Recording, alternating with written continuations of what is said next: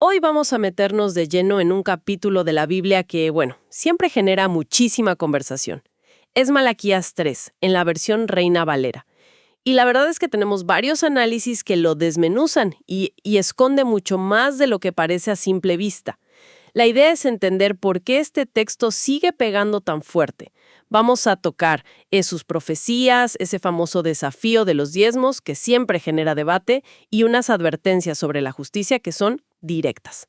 Pero lo que más atrapa, creo yo, es que todo el capítulo se siente como un diálogo súper tenso, casi un juicio, entre un Dios que exige respuestas y un pueblo que ya no parece creer en nada. Totalmente. Y ese es el punto de partida. Esto no sale de la nada, ¿eh? Es la respuesta a una pregunta que dejan picando al final del capítulo 2. Una pregunta cargadísima de cinismo. ¿Dónde está el Dios de justicia? La gente ve que a los corruptos les va bien y sienten que las reglas no aplican para todos. Y la respuesta de Malaquías 3 es brutal, es compleja y, para nada, lo que esperaban oír. Bien, arranquemos por ahí. La primera escena de este juicio, digamos, empieza con una promesa que suena casi a película de misterio. Versículo 1. He aquí, yo envío mi mensajero, el cual preparará el camino delante de mí. Un mensajero. Suena como un heraldo, alguien muy importante pero también muy enigmático. ¿Los análisis que tenemos dan alguna pista clara sobre si se refieren a alguien en específico o es más bien una figura simbólica? Es una gran pregunta. Y la respuesta es un poco de ambas cosas. Uno de los análisis hace una conexión fascinante aquí. La profecía funciona como una imagen con doble enfoque. El primer plano, el más inmediato, apunta a Juan el Bautista. El Nuevo Testamento lo deja clarísimo. Por ejemplo, en Mateo 11.10. Él fue, literalmente, el que preparó el terreno para el Mesías. Pero si ajustamos un poco el foco, el versículo dice que después del mensajero vendrá el Señor a su templo y el ángel del pacto. Esto ya es una referencia directa a Jesucristo. Y aquí está la gran ironía que destacan las fuentes. El pueblo clamaba por justicia divina. Pedían a gritos que Dios apareciera. Pero cuando finalmente lo hizo, en la persona de Jesús, no se dieron ni cuenta. Estaban pidiendo algo para lo que no estaban para nada listos. Fuego de fundidor y jabón de lavadores. O sea, eso no suena a un encuentro amable, suena a que va a doler. Es una imagen fuertísima, muy visual. Pero la clave, y esto es importante, está en el propósito. No es un fuego que destruye, sino que purifica. Imagina a un orfebre. Somete al oro a temperaturas altísimas, no para aniquilarlo, sino para quemar toda la escoria, toda la basura, y quedarse solo con el metal puro. De la misma forma, la llegada de Cristo, según el texto, busca limpiar. Y es muy específico. Menciona a los hijos de Leví, o sea, los líderes espirituales, los sacerdotes. La idea era purificar el liderazgo para que el culto y las ofrendas volvieran a ser algo genuino, para restaurar una conexión que estaba completamente rota. Ah, claro. O sea, no es un castigo, es una restauración. Tienen que limpiar la casa para que la relación vuelva a funcionar. Y esa limpieza empieza por los de arriba, por los líderes. Pero justo después, en el versículo 5, el tono se endurece. Ya no habla de purificación, sino de juicio directo. Dios se presenta como testigo veloz contra una lista de personas muy, muy concreta. Y esa lista es increíblemente reveladora. No se queda solo en pecados que podríamos llamar religiosos, como la hechicería o el adulterio. Va mucho más allá y se mete de lleno en lo social. Menciona a los que juran en falso, y con una fuerza tremenda, a los que oprimen a sus trabajadores no pagándoles un salario justo, a los que abusan de las viudas y los huérfanos, y a los que marginan al extranjero. Esto es potentísimo. Nos muestra que para el Dios de Malaquías, la justicia social no es un apéndice de la fe, es el corazón de la fe. Cómo tratas al más vulnerable es el termómetro de tu verdadera espiritualidad. Espera un momento. Justo después de esa lista de juicios tan duros contra la opresión, el texto dice en el versículo 6, «Porque yo Jehová no cambio». A primera vista casi parece una contradicción, ¿no? ¿Cómo se conecta esa promesa de estabilidad, de que Dios es inmutable, con una amenaza de juicio tan directa? Esa es la tensión central de todo el capítulo. Y esa frase es el ancla. La inmutabilidad de Dios, el hecho de que su carácter y sus promesas no cambian, es una moneda de dos caras. Por un lado es la garantía de que sus advertencias de juicio no son palabras vacías. Su estándar de justicia es constante y lo va a aplicar. Pero por el otro lado, y esto es lo que ofrece una salida, también significa que es fiel a su pacto de restauración. Es la razón por la que el versículo termina diciendo: «Por esto, hijos de Jacob, no habéis sido consumidos». En otras palabras, es como si dijera: a pesar de la rebeldía de ustedes, la única razón por la que no han sido borrados del mapa es porque yo me mantengo fiel a mi promesa original. Mi constancia es irónicamente la única esperanza que tienen. Vaya, qué equilibrio. Es una idea potente. La única razón por la que no son destruidos es porque Dios no cambia. Pero esa misma constancia significa que tampoco puede ignorar sus fallas. Y parece que la siguiente que aborda es una que toca directamente el bolsillo. Exacto. El juicio sigue, y los cargos se vuelven aún más personales. Dios los llama a volver. «Volveos a mí».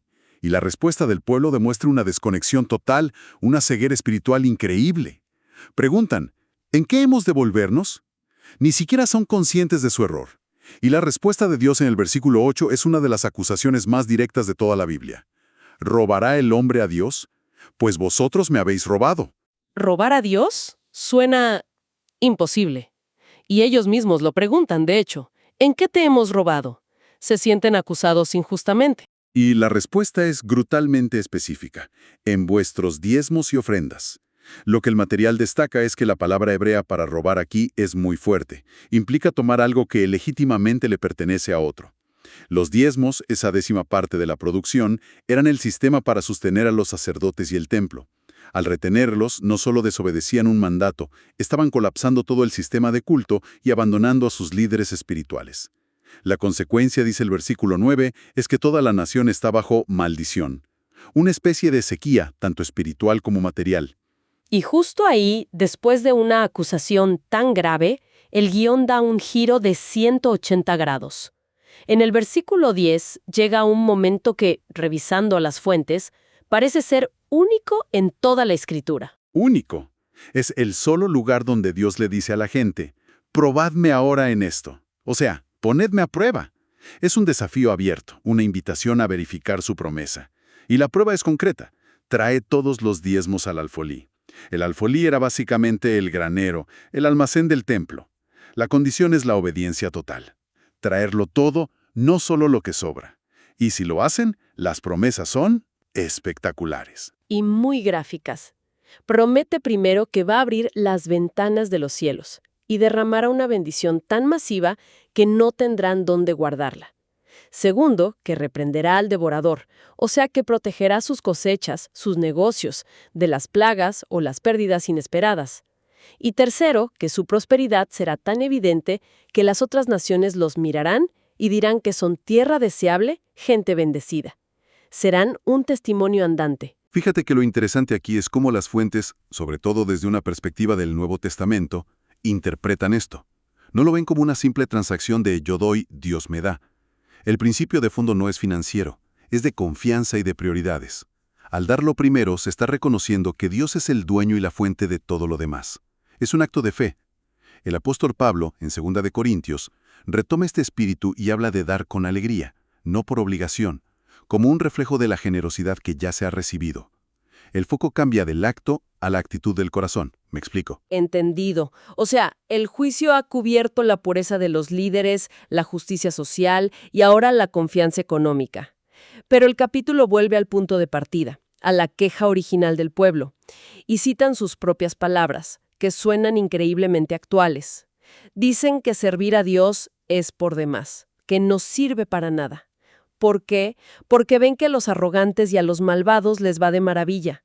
No solo prosperan, sino que son librados, se salen con la suya. Esta queja de que a la gente mala le va bien es, creo, algo que todo el mundo ha sentido alguna vez, ¿no? Es una de las tensiones existenciales más profundas. Y la respuesta del texto es presentar un contraste radical. En medio de todo ese ruido, de ese cinismo colectivo, el profeta enfoca en un grupo pequeño y silencioso, los que temían a Jehová. Y lo que sucede con ellos es realmente conmovedor. El versículo 16 pinta una escena muy íntima. Ellos hablaban entre sí, seguramente dándose ánimos, manteniendo viva la fe en un entorno completamente hostil. Y el texto dice que Dios escuchó y oyó. Se detuvo a prestar atención a sus conversaciones. Y no solo eso, sino que ordenó que se escribiera un libro de memoria delante de él para no olvidar nunca a los que le honran. Un libro de memoria. Esa imagen es muy poderosa. Y la promesa que les hace en el versículo 17 es la recompensa final. Dice que en el día del juicio, ese grupo de fieles será su especial tesoro. Esa palabra tesoro se queda corta. El término hebreo original es segulá. No significa solo propiedad, significa posesión preciada, joya personal. Una de las fuentes usa una analogía fantástica. Un rey puede tener toneladas de oro en su tesorería, pero también tiene una pequeña caja con sus joyas personales, las que valen más para él por su historia o belleza. Esa es la imagen. Para un mundo que los veía como irrelevantes o tontos por creer, Dios los veía como su colección privada de joyas. Y promete tratarlos con la ternura con que un padre perdona al hijo que le sirve. Es un detalle increíblemente íntimo, en medio de un texto tan duro. Y con esa promesa tan personal, el capítulo cierra en el versículo 18, que parece ser la respuesta definitiva a la pregunta con la que empezó todo el drama. ¿Dónde está el Dios de justicia? Exactamente. Es la resolución del juicio.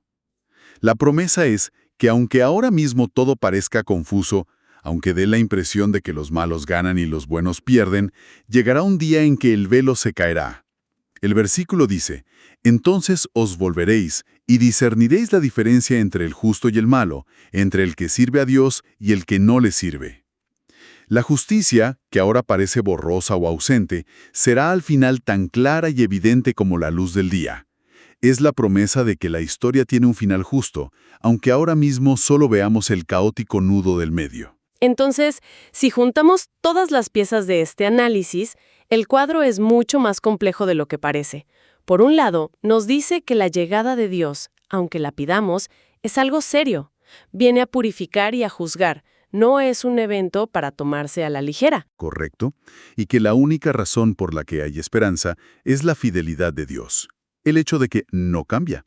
Su constancia es lo que garantiza tanto el juicio como la posibilidad de restauración. No es arbitrario. Y redefine la generosidad. No la presenta como una obligación para conseguir algo, sino como la prueba máxima de confianza. Es un acto de fe en que la fuente de todo, pues no se va a secar. Y quizá lo más alentador. En medio del ruido y el cinismo, la fidelidad silenciosa no pasa desapercibida. Dios no solo la ve, sino que la atesora, la registra como su joya personal. Y todo termina con esa promesa increíble. El caos que vemos ahora no es el final de la historia. Es como ver una película a la mitad. El capítulo nos asegura que al final las luces se encenderán y todos verán con una claridad absoluta quién es quién. La justicia no está ausente, solo está esperando el momento del telón final. Y tal vez, como reflexión final, podemos quedarnos con esa idea del libro de memoria. El texto presenta un registro divino no de los grandes pecados, sino de las conversaciones íntimas y los pensamientos de los fieles.